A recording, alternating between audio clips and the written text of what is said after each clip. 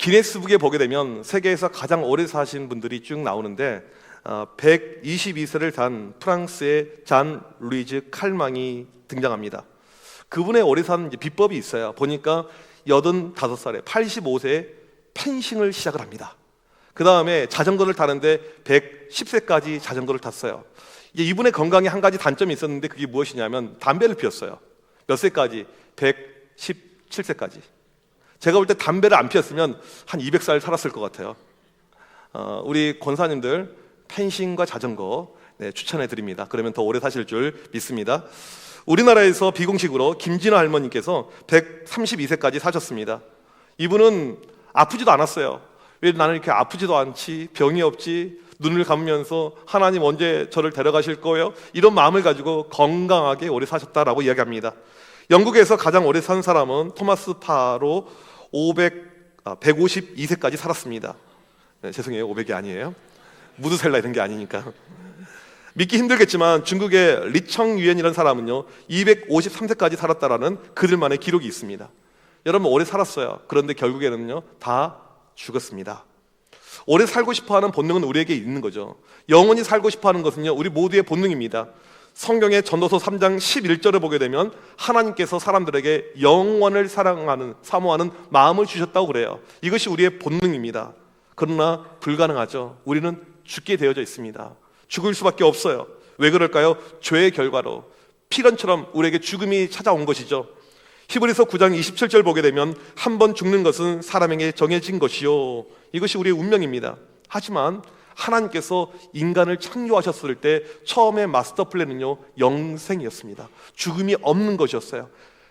죄로 인해서 이 땅에 죽음이 찾아오게 되어서 우리가 영생의 기회를 박탈당한 것이지 처음에는요 모두에게 영생이었습니다. 그래서 하나님께서 우리를 너무나도 사랑하셔서 다시 한번 영생의 길로 인도해 주기 위해서 죄의 문제를 없애 주시게 되었다라는 것입니다.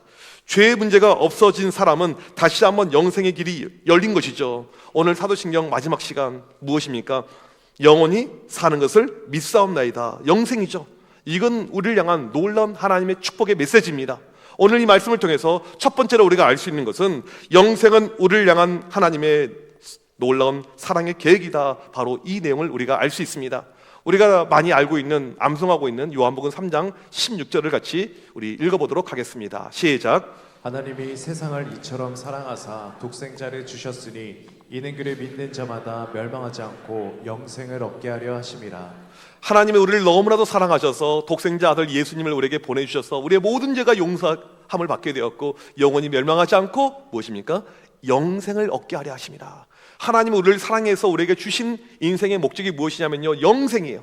우리의 인생은 여기서 그냥 단파로 끝나는 것이 아니고 영원히 사는 것. 따라서 이 성경에 보게 되면 하나님의 우리를 향한 마음, 영생의 스토리가 너무나도 많이 적혀져 있습니다. 무려 신약에만 영생이 41번 등장을 하고 있습니다. 끊임없이 영원한 생명, 영생을 강조하고 또 강조합니다. 얼마나 이 강조가 컸는지 화면을 통해서 몇 구절만 잠깐 읽어드리도록 하겠습니다. 요한복음 5장 24절 보게 되면 내 말을 듣고 또 나를 보내신 이를 믿는 자는 영생을 얻었고 내 아버지의 뜻은 아들을 보고 믿는 자마다 영생을 얻는 이것이니 내 살을 먹고 내 피를 마시는 자는 영생을 가졌고 내가 그들에게 영생을 주노니 영생에 이르게 하려 함이라. 마지막 유다서 1장 21절 볼까요? 하나님의 사랑 안에 자신을 지키며 영생에 이르도록. 성경은 끊임없이 우리에게 영생을 강조하고 있어요. 하나님의 사랑의 표현입니다. 영원히 살길 원하는 것이 하나님 아버지의 뜻이에요. 이 자리에 함께한 모든 분들은 영생의 축복을 누리길 간절히 소망합니다. 두 번째로, 그러나 아무나 영생의 축복을 누리지 못해요. 요한복음 3장 16절 말씀처럼 예수님을 믿어야지 영생이지 믿지 않으면 영생이 없습니다. 마태복음 25장 46절 우리 같이 한번 읽어보도록 하겠습니다. 시작. 그들은 영벌에 의인들은 영생에 들어가리라 하시니라. 여러분, 인간의 운명은요 둘 중에 하나예요. 영생 아니면 영벌입니다.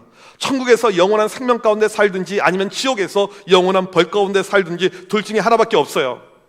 요즘에 보게 되면 군대가 참 좋아졌습니다. 군대 가게 되면요 옛날에도 먹을 거 주고 다 옷도 주고 했지만 이제는 핸드폰을 사용할 수가 있어요. 군대 가면 월급을 애들이 이제 200만 원까지 받게 됩니다. 그러니까 그냥 제대할 때면 돈을 가지고 이렇게 제대해요. 그러면 이제 아들을 군대 보낼 때 이 엄마의 마음은 야 너무 잘 됐다, 야, 진짜 너 군대 가니까 좋지. 내일 아들을 군대에 보내는 구태희 집사님의 마음이 어떠세요? 와, 너무 잘 됐다. 오늘 밤에 우리 파티해야지. 우리 어와나 교사들과 함께, 야, 너 군대 가서 영원히 있어라. 나오지 말라. 그런 엄마는 세상에 있을까요? 없을까요? 없어요. 군대 가면 고생하니까, 힘드니까 갇혀 있어요. 아무리 핸드폰을 일과 후에 준다고 한다 할지라도 갇혀 있어요. 자유가 없습니다. 죄를 지어서 감옥에 가게 되면 역시 구금되죠. 자유가 없어요. 감옥에서 밥을 주고 감옥에서 잠자리 주니까 좋습니까? 그렇지 않아요. 벌을 받는 것은요, 쉬운 일이 아니죠. 그런데 그냥 벌이 아니고 영벌, 영원한 벌, 끝까지 나올 수가 없는 벌. 그러니까 이 지옥에 들어가게 되면 이게 어떤 기한, 5년, 10년, 100년, 1000년이 아니고 영원한 벌, 이것을 이야기를 하고 있습니다. 마태복음 25장 41절 같이 한번 읽어보도록 하겠습니다. 시작. 또 왼편에 있는 자들에게 이르시되 저주를 받은 자들아 나를 떠나 마귀와 그 사자들을 위하여 예비된 영원한 불에 들어가라. 영원한 불이 있습니다. 데살로니가 후서 1장 8절 9절 보게 되면 하나님을 모르는 자들, 우리 주 예수의 복음에 복종하지 않는 자들, 영원한 멸망의 형벌이 있다라고 이야기합니다. 우리 장로교, 우리 합동 측 기독교 이 교리의 가장 중요한 웨스터민스터 대요리 문답 89번을 보게 되면 심판의 날에 악인에게는 무슨 일이 일어날 것입니까? 지옥에 던져져서 몸과 영혼 둘 다 마귀와 그의 천사들과 함께 말할 수 없는 고통의 형벌을 받는다라고 이야기합니다. 영원한 형벌. 우리가 기억해야 될 것은요, 영생만 있는 것이 아니고요, 영벌이 있습니다. 우리가 왜 태신자를 작정하고 왜 누군가를 전도해야 됩니까? 영벌에서 건져오는 거예요. 영벌에서 영생으로. 그렇다면 이제 우리의 이야기를 할게요. 세 번째, 어디서 영생의 삶을 살 것인가? 이 자리에 계신 분들은 영생을 다 믿으실 거예요. 그렇다면 이 영생의 장소가 어디 있을까? 우리가 가끔 영생, 천국 이런 걸 이야기하게 되면요, 너무나도 막연하게 생각합니다. 뭐 가겠죠, 좋겠죠, 이렇게 생각을 해요. 어떤 교회에서 목사님이 주일학교 아이들에게 설교를 했어요. 우리가 죽게 되면 천국에 가는데 이 천국은 황금으로 만들어져 있습니다. 길도 황금, 온갖 보석이 있고 온갖 맛있는 것이 있고 너무너무 아름답고 좋은 곳이에요. 이것을 애들에게 설교를 했어요. 그 다음에 물어봤습니다. 천국 가고 싶은 사람? 애들이 다 손을 들었어요. 그런데 한 녀석이 손을 안 든 거예요. 너는 왜 가기 싫어? 아니에요, 목사님, 저도 가고 싶은데 엄마가 교회 끝나면 빨리 집으로 오라고 했어요. 여러분, 이렇게 막연하게 생각을 한다니까요. 천국에 대해서 정확하게 가르쳐주지 않으면 이렇게 생각을 하고 넘어갈 수가 있습니다. 우리가 예수 안에 살다가 죽게 되면 우리의 육체는 썩고 영혼은 낙원에 이른다라고 이야기했습니다. 그리고 예수님이 재림하실 때 우리의 썩었던 육체가 부활하게 되어서 우리의 영혼과 다시 한번 통일체를 이루게 됩니다. 그리고 새로운 곳으로 가게 돼요.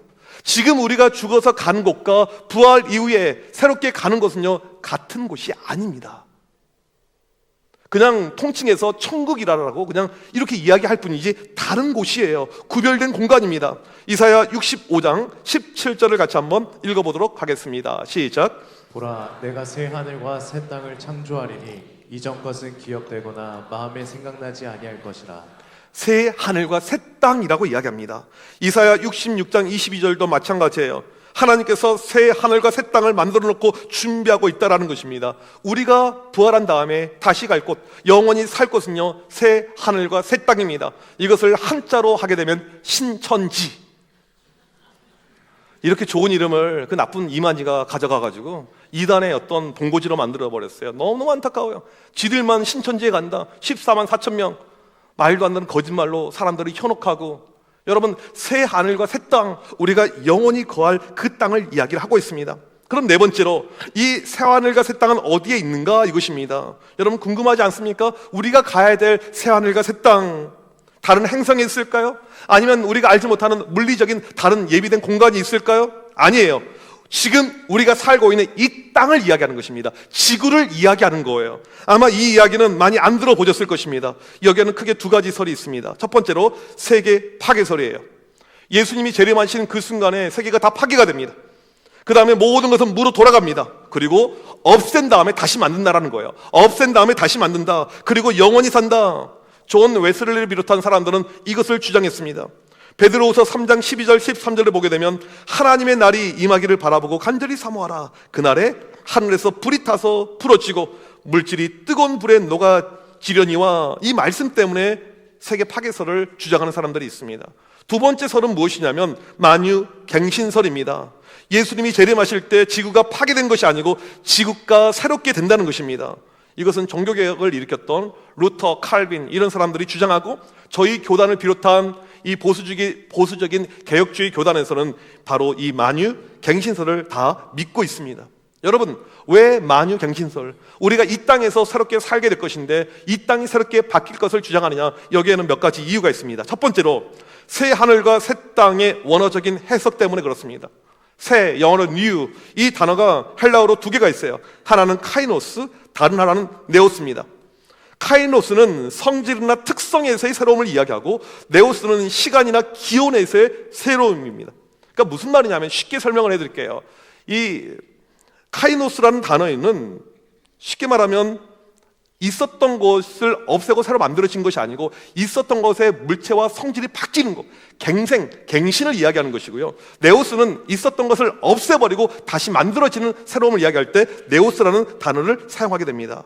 그런데 이 말씀, 성경의 새하늘과 새 땅에 등장하는 헬라어의 단어는 카이노스예요.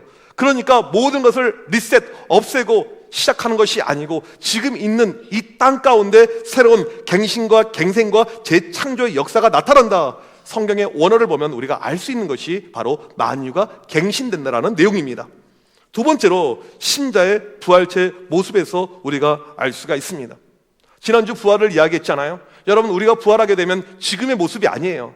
여러분들은 모두 장동건, 김희선 그 이상의 외모를 가질 수 있다라고 제가 이야기를 했습니다. 그러면 여러분이 태어날 때 딱 태어났더니 실은 우리는 이미 아기 때 이미 결정 나잖아요. 이쁜 애가 있고 좀 독특하게 생긴 애도 있고 다양해요. 실은요.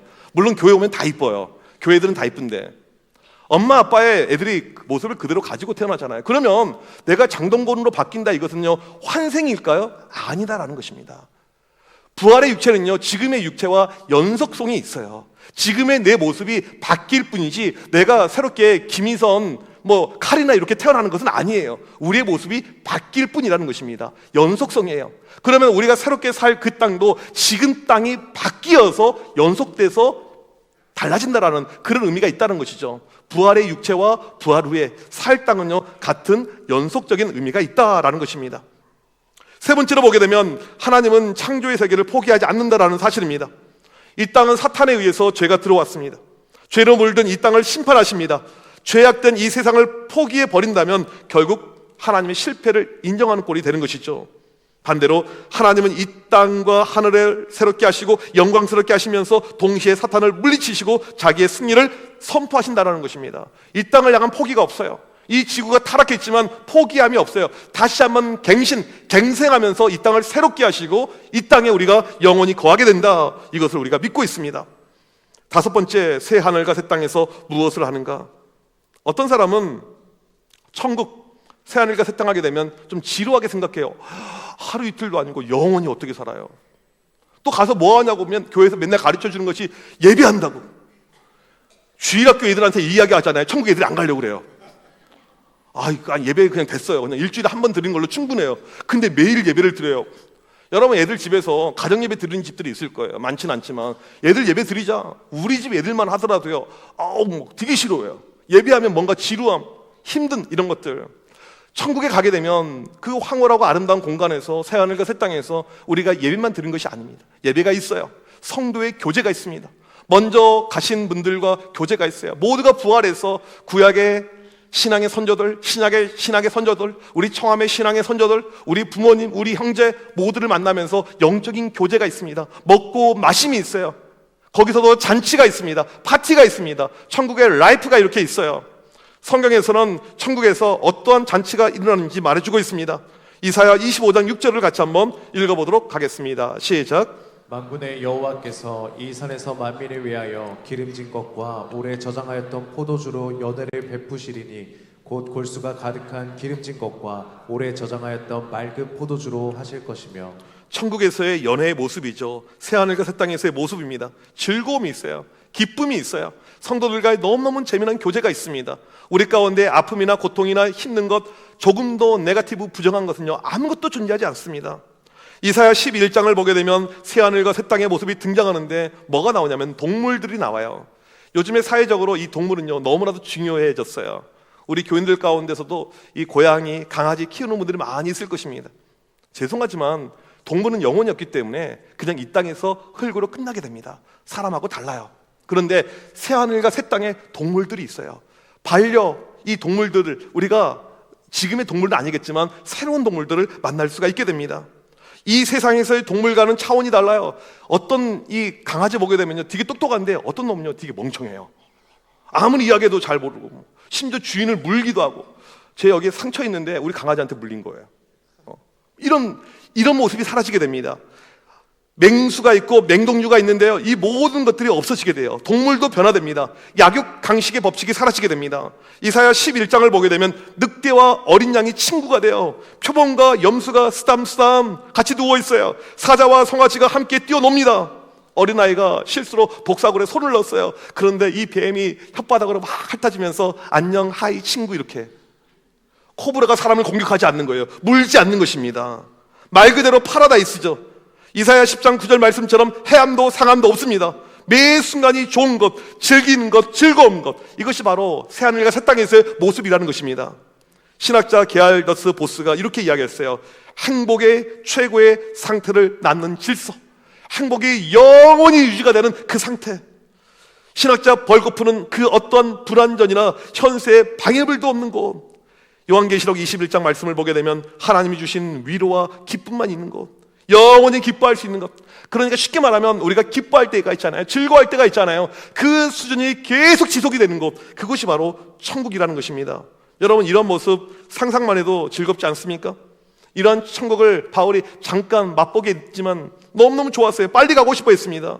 오늘 하나님께서 우리에게 이러한 영생을 약속하고 있는 것을 믿으시길 바랍니다. 새하늘과 새 땅에서 그의 백성들에게 영원히 살 수 있는 특권을 우리에게 주신 것이에요. 이것을 우리가 믿고 살고 있는데, 그러면 이 땅을 살고 있는 우리는 영생을 어떻게 지금 준비하면 좋을까? 이것이 먼저 마지막에 우리에게 주어지는 질문입니다. 여섯 번째, 영생을 어떻게 준비할까 이거예요. 첫 번째로는 영원한 것에 우리가 투자를 해야 됩니다. 요즘에 우리 교회 곳곳에 보게 되면, 근처에 보게 되면 이 재개발 현수막이 달려 있습니다. 주민 동의가 끝났습니다 하면서 현수막. 이제 이 지역이 재개발이 될 거예요. 전 될 걸로 믿습니다. 그런데 시간이 걸릴 것입니다. 어떤 분들은 본인이 새롭게 세워지는 아파트에 못 들어가고 돌아가실 수도 있어요. 근데 그럼에도 불구하고 재개발을 찬성하고 또 재개발이 잘 되면 좋겠다라는 마음이 있어요. 왜 그렇습니까? 나는 못 들어가도 내 자식들에게 이걸 주면 좋겠다라는 그런 마음이 있어요. 집을 보게 되면 이 투자의 개념도 우리 가운데 이렇게 있는 것이잖아요. 그래서 제가 이 시간 여러분에게 좋은 투자 매물 하나 소개해 드리도록 하겠습니다. 참 세상에 이런 목사가 없어요. 교인들에게 투자 매물을 이야기해 줍니다. 고린도후서 5장 1절을 같이 한번 읽어보도록 하겠습니다. 시작. 만일 땅에 있는 우리의 장막집이 무너지면 하나님께서 지으신 집 곧 손으로 지은 것이 아니요 하늘에 있는 영원한 집이 우리에게 있는 줄 아느니라. 이 말씀을 보게 되면 두 종류의 집이 등장합니다. 우리말로는 똑같은 집이라는 단어예요. 이 땅에 살고 있는 집, 다른 나라는 하늘에 있는 집인데 똑같은 집인데 헬라어는 달라요. 이 땅에 우리가 살고 있는 집을 가리켜서 오이키아라고 하는데, 이것은 언제나 허물고 새롭게 지을 수 있는 텐트와 같은 집을 이야기합니다. 하늘에 있는 집은요, 헬라어로 오이코두벤이라는 단어인데 결코 무너지지 않은 큰 빌딩과 같은 집이에요. 여러분, 텐트를 원하십니까? 5층짜리 빌딩을 원하십니까? 바보가 아닌 이상은 전자를 원하지 않을 것입니다. 이 세상에서 우리가 사는 집을요, 텐트라고 성경에서는 이야기합니다. 야고보서 4장 14절 보게 되면 너희 생명이 무엇이냐? 너희는 잠깐 보이다가 없어지는 안개니라. 우리의 인생은요, 잠깐 있다가 사라지는 안개라는 것입니다. 베드로전서 2장 11절 보니까 우리는 이 땅에 잠깐 외국인, 잠깐 거주하는 이방인에 불과하다라고 이야기합니다. 최근에 어떤 유명 여행 유튜버의 영상을 봤는데 파키스탄을 가게 되었어요. 길 가다가 어떤 샵에 들어갔는데 이 사장님이 한국말을 유창하게 잘해요. 그냥 안녕하세요 이것이 아니고 한국 분이세요? 반갑습니다. 한국말을 잘해요. 사장님 한국말 어떻게 배우셨어요? 제가 실은 김포에서 외국인 근로자 생활을 몇 년 동안 했습니다. 이분이 이제 보니까 이 파키스탄에서 벽돌 이 사업체를 운영하는데 엄청나게 커요. 집을 초청해서 갔더니 으리으리한 집이 이렇게 있고, 그 다음에 파출부가 여러 명이 있고 외제차가 여러 대가 있고 너무너무 잘 사는 거예요. 이분이 김포에서 외국인 근로자로 있을 때 한번 내가 여기서 돈을 벌었으니까 한번 좋은 차를 한번 사봐야지. 제너시티를 구입을 하고, 그 다음에 LG 가전을 구입을 하고, 나도 한번 아파트 청약을 넣어봐야지. 그런 마음을 가지고 이 땅에 투자를 했을까요? 안 했을까요? 할 필요가 없는 거죠. 왜? 내가 살 곳이 아니니까. 자기 땅에 투자하지, 이 땅 잠깐 거쳐갈 땅인데 왜 여기에 투자를 합니까? 그럴 필요가 없는 것이죠. 여러분, 우리가 지금 살고 있는 이 땅은요, 잠깐 살 곳입니다. 안개처럼 잠깐이에요. 안개, 아침에 있다가 뿌옇지만 금방 없어지잖아요. 그런데 우리는요, 이 땅의 것에 너무나도 많이 투자합니다. 이 땅의 것에 정말 심각하게 투자해요. 자녀 교육에 모든 것을 다합니다. 물질에 모든 것을 다합니다. 이게 무엇입니까? 텐트에 투자를 하고 있는 거예요. 하늘에 우리를 위한 빌딩이 있는데 거기에는 투자가 없어요. 하늘에 빌딩이 올라가야 되고 하늘에 빌딩에 부속물들이 만들어져야 되는데 거기에 대한 투자가 전혀 없습니다. 여러분 기억하십시오. 우리의 진짜 집은요, 지금 살고 있는 집이 아니에요. 지금 여러분의 주택, 여러분의 빌라, 여러분의 아파트가 아닙니다. 하나님이 보실 때 그곳은요, 텐트에 불과해요. 우리의 진짜 주택은요, 하늘에 있습니다. 새하늘과 새 땅이에요. 여기에 투자하길 간절히 소망합니다. 그러면 구체적으로 어떻게 투자할 수 있을까요? 두 번째로 보겠습니다. 주의 일에 힘쓰라라는 것입니다. 지난주 우리가 고린도전서 15장 부활장을 살폈는데 이 부활의 결론이 나와요. 58절 말씀입니다. 같이 한번 읽도록 하겠습니다. 시작. 그러므로 내 사랑하는 형제들아, 견실하며 흔들리지 말고 항상 주의 일에 더욱 힘쓰는 자들이 되라. 이는 너희 수고가 주 안에서 헛되지 않은 줄 알미라. 몸의 부활을 믿으며 영생을 사모하는 백성들은요, 주의 일에 더욱 힘쓰는 사람입니다. 주의 일에 더욱 힘쓰는 삶. 천국, 영원한 삶, 영생을 바라보는 삶은요, 주의 일에 더욱 힘쓰는 삶을 살게 되는 것이죠. 가끔 보게 되면 우리 주변에 이해가 잘 안 되는 사람들이 있습니다. 우리나라에서 정말 하이클래스에 있다가 갑자기 이 땅을 놔두고 아프리카라든지 오지로 가는 분들이 있어요. 병원에서 병원장을 하다가 이것을 내려놓고 가는 분들이 있습니다. 대학 교수를 하다가 이걸 놓고 가는 분들이 있어요. 이해가 안 되는 거죠. 이 땅에서 평안하게 잘 먹고 잘 살 수가 있는데 가서 고생의 길을 걷고 있습니다. 제가 아는 이 의사분 한 분도 시리아 난민들을 위해서 얼마나 많이 고생하는지 몰라요. 월급 하나 받지 않고 거기서 계속해서 고생을 하고 있습니다. 여러분, 이들이 왜 그런 기득권을 내려두고 거기서 고생하고 있을까요? 새하늘과 새 땅, 거기에 나의 영원한 집이 있는 것을 알고 있기 때문에 그런 것이죠. 이 땅이 전부가 아니고, 이 땅이 내 인생의 마지막이 아니고 새하늘과 새 땅에 나를 위해서 예비된 집이 있는 것을 알고 있기 때문에 그런 인생을 살 수가 있다는 것입니다.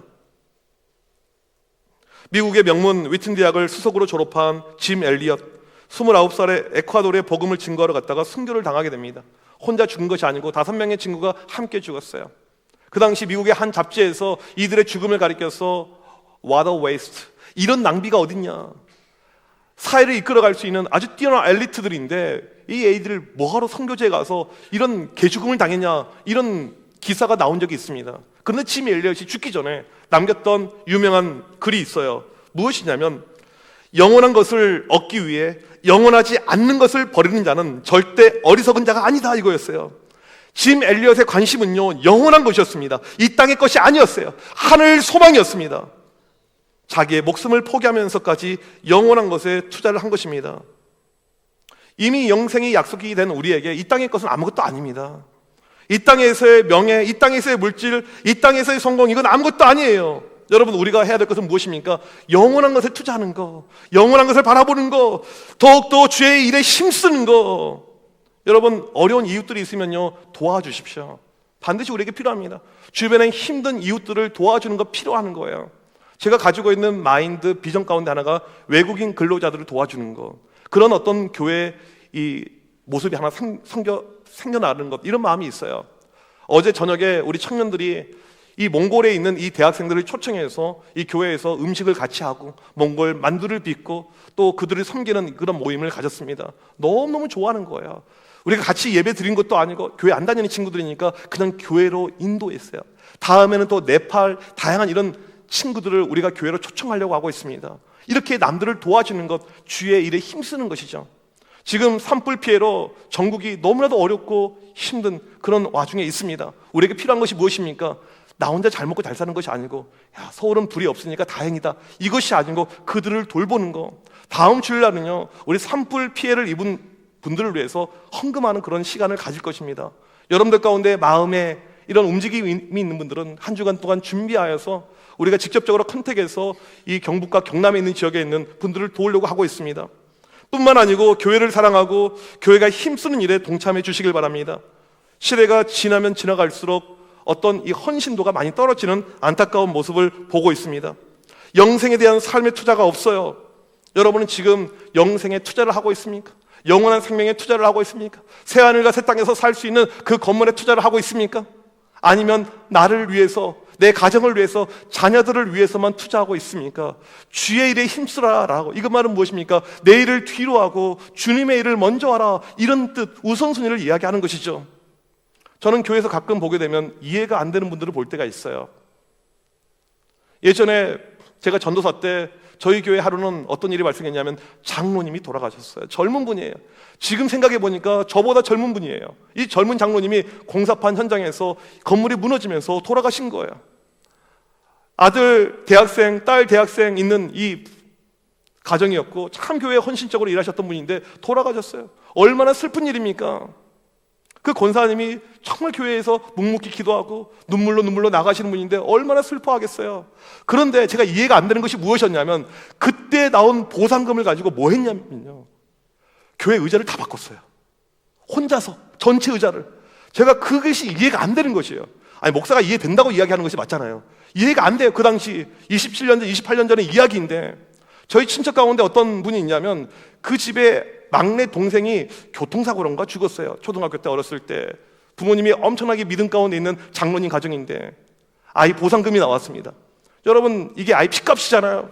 귀하게 소중하게 써야 되잖아요. 그 돈을 볼 때마다 슬픔에 눈물이 떨어질 것 아니에요. 그런데 그 돈을 어디다가 했냐면 교회 건축원금에 다 넣은 거예요. 저는 그런 모습이 어렸을 때부터 이해가 되지 않았습니다. 왜 그렇게까지, 이렇게까지 살아야 될 것인가? 왜 그럴까요? 그들의 소망은요, 새하늘과 새 땅에 있는 거예요. 이 땅이 아닌 것이죠. 이 땅에 더 이상 투자하지 않아도 돼. 이 땅에 더 이상 잘 먹고 잘 살지 않아도 괜찮아. 영원히 살 그 새하늘과 새 땅에 대한 투자, 그것이 내 인생에서 더 중요한 우선순위라는 영생에 대한 확신이 있었기 때문에 그렇게 살아갔다는 사실입니다. 우리 요한복음 6장 37절을 같이 한번 읽어보도록 하겠습니다. 시작. 썩는 양식을 위하여 일하지 말고 영생하도록 있는 양식을 위하여 하라. 여러분, 이 땅의 것은요 썩어서 없어지게 됩니다. 우리에게 필요한 것이 무엇입니까? 영생을 위해서 살아가는 것, 영생에 투자하는 것, 주에 대해 힘쓰는 것, 그런 믿음을 가지고 살아가는 모두가 되시길 주님의 이름으로 간절히 축복합니다. 우리 이 시간 자리에서 일어나셔서 함께 찬양하길 원합니다. 주님이 재림하시는 바로 그때 우리에게 영원한 삶이 만들어지게 될 것입니다. 새하늘과 새 땅에서 고통도 없고 근심도 없고 어려움이 없는 가운데 영원히 살게 될 것입니다. 우리를 위한 하늘의 처소가 예비가 되어져 있어요. 여러분, 어떻게 살길 원합니까? 이 땅을 살아갈 때 지금은 내가 좁은 길, 좁은 문, 힘들고 어려울지라도 주님의 영광을 보길 원합니다. 그런 믿음을 가지고 살길 원합니다. 마음을 가지고 이 시간 같이 찬양하도록 하겠습니다.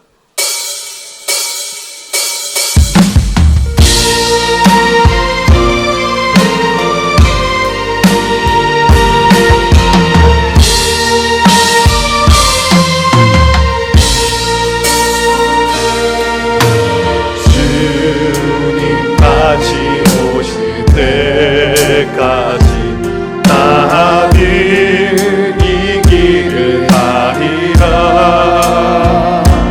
좁은 길 나의 십자가 지고 나의 가는 이 길 끝에서 나의 가는 나는 주님을 보리라. 영원히 내 주님 나를 맞아주시니 주님 다시 오실 때까지, 주님 다시 오실 때까지 나는 일어나 달려가리라. 주의 영광 온다 너그러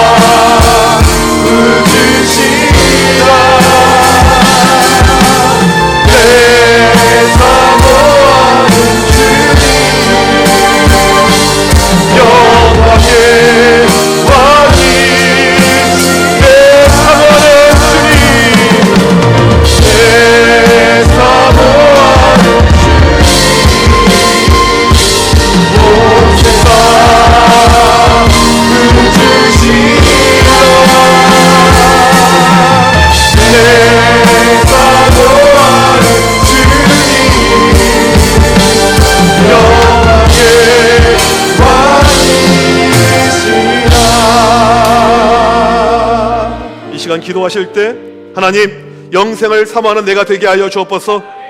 새하늘과 새 땅에서 주님과 함께 믿음의 백성들과 함께 영원히 살 것을 믿으며 나아갈 수 있도록 인도하여 주옵소서. 영생을 위해서 오직 이 땅의 것에 투자하고 힘쓰는 인생이 되지 않고 하늘 소망을 들고 하늘 집에 투자할 수 있는 믿음을 허락하여 주옵소서. 오직 주의 일에 더욱더 힘쓰는 영생을 준비하는 인생 될 수 있도록 인도하여 주시옵소서. 이 시간 주여 앞을 치고 간절히 기도합니다. 주여 하나님 아버지, 이 시간 간절히 기도합니다. 영생을 소망하게 하여 주시고 영생을 믿으며 나아가게 하여 주시고 하나님 아버지, 이 땅의 것을 소망하는 것이 아니고 하늘의 것을 소망을 뜨게 하여 주시옵소서. 천국을 바라보고 새하늘과 새 땅을 바라보고 믿음 가운데 거하는 주의 모든 백성들 되게 하여 주시옵소서. 간절히 기도합니다.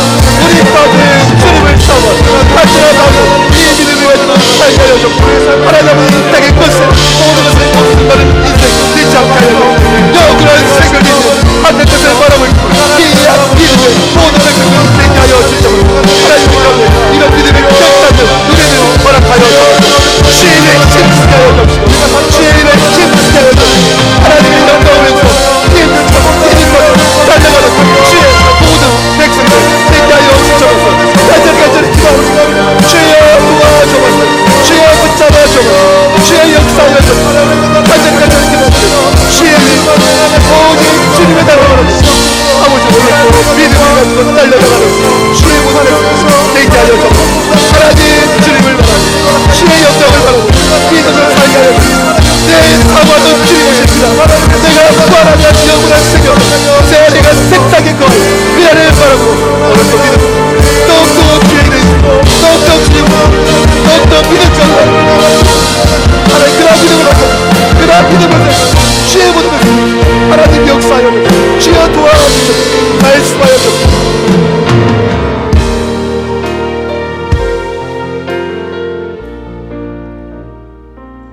하나님 아버지 감사합니다. 지난 12주 동안 사도신경 말씀을 통해서 우리 가운데 은혜 주심을 감사합니다. 우리 모두 예수 안에 있기에 예수님을 나의 구주로 믿기에 영원히 사는 것을 믿습니다. 우리의 인생이 이 땅에서는 잠깐이요 천국에서 새하늘과 새 땅에서 영원함을 믿습니다. 영생을 소망하는 우리 인생 되게 하여 주시옵소서.